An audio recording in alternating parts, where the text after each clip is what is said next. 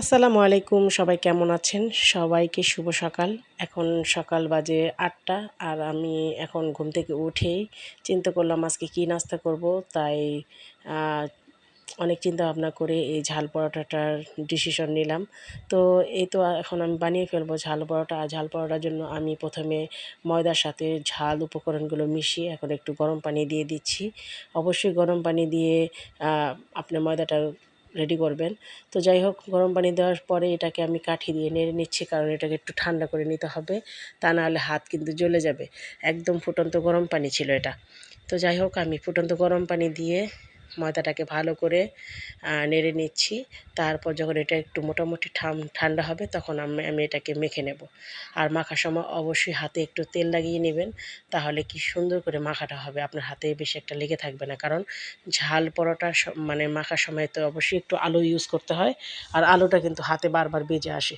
তো এটাকে ভালো করে মেখে আমি একটা ডো তৈরি করে নেব। ডো তৈরি করার পর এখন আমি রুটি বানিয়ে নিচ্ছি। আর রুটিগুলো আমি বেশি একটা বড় করব না, স্মল সাইজের রুটি হবে। আর এটাকে তাওয়ায় দিয়ে ভালোভাবে ভেজে নিয়ে তারপরে তেল অ্যাড করবেন। ভালো করে ভেজে তেল অ্যাড করলে কী হবে জানেন? এটা ভালো মচমচা হবে। আর যদি মচমচা খেতে চান তাহলে অবশ্যই রুটিটাকে এপিট ওপিট করে ভালো করে ভেজে নিতে হবে।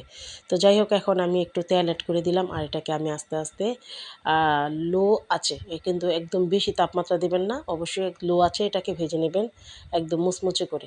আর এটাকে মুচমুচে করে ভেজে নিলেই খেতে খুব সুস্বাদু হয়।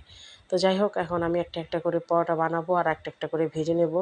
তো সবগুলো পরোটা আমি রেডি করে এই যে রেখেছি, এখন শুধু ভেজে নেব। আর এই যে ঢৌ তো আছেই। তো যাই হোক, সব কিছু ভেজে আমি আজকে সকালে নাস্তার জন্য প্রিপারেশন করব।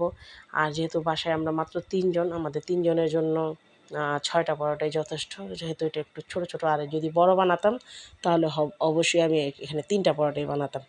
তো যাই হোক, আমি সবসময় পরোটার উপরে মানে শুকনো পরোটা দিই, কারণ পরোটাতে অনেক তেল থাকে। আর এইভাবে যদি পরোটাটা দিয়ে দিই তাহলে তেলটা ওই পরোটায় চলে যায়। আমার কাছে এইভাবে আর কি শর্টকাট নিয়ম মনে হয়।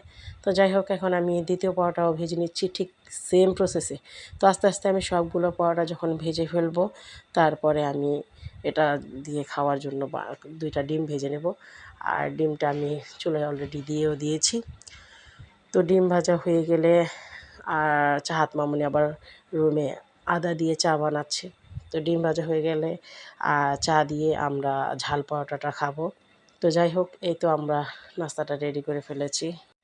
শীতের সকালে এরকম গরম গরম ঝাল পরোটা সাথে ডিম আর চা, খেতে অন্যরকম টেস্ট।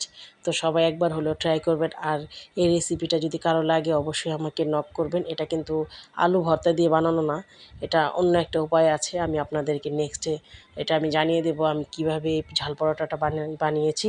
তো যাই হোক, আর চাহাত সবসময় পরোটা খেতে মানে ঝাল পরোটার জন্য সস নিয়ে বসে। তো আজকে আমরাও একটু চাহাতের সাথে সাথে সস নিয়ে মানে খেলাম। আলহামদুলিল্লাহ, খুবই টেস্টি হয়েছে। সবাই ভালো থাকবেন।